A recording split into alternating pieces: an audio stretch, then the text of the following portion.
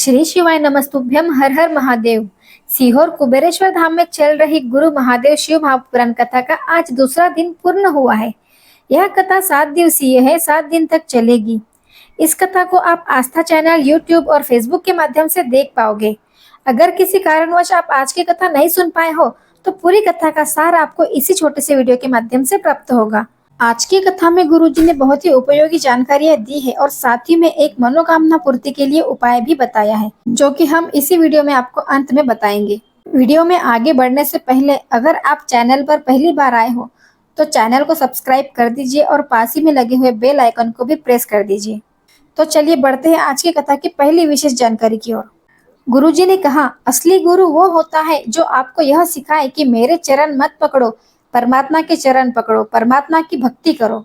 तो चलिए बढ़ते हैं आज की दूसरी विशेष जानकारी की ओर। गुरुजी ने कहा, 4 गुरु हमें हमारे जीवन में मिलते हैं। पहला है माँ।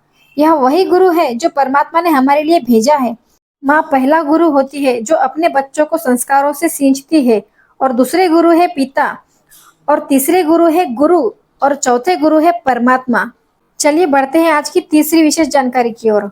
गुरुजी ने कहा, स्वर्ग और नरक का अनुभव हमें इसी जीवन में, इसी जन्म में हो जाता है।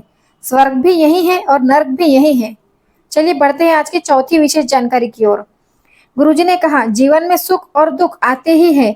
कोई कितना भी अमीर हो, कोई कितना भी गरीब हो, सुख और दुख सबको आते हैं। ऐसा कोई नहीं है जिसे सुख ना हो या दुख ना हो।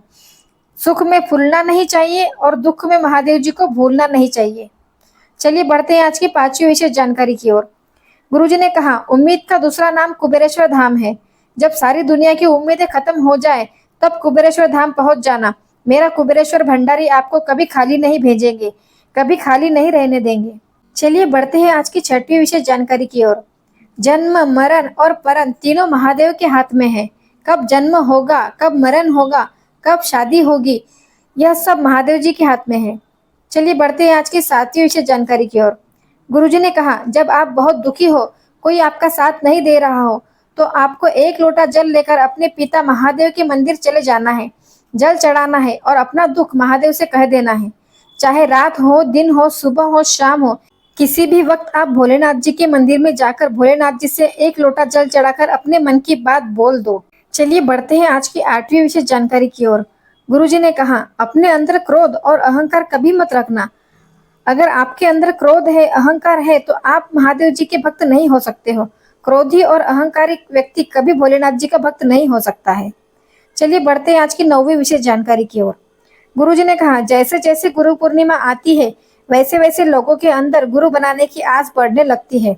लेकिन आपको हम बता दें, महादेव से बड़ा इस संसार में कोई गुरु नहीं है। चलिए बढ़ते हैं आज की 10वीं विशेष जानकारी की ओर।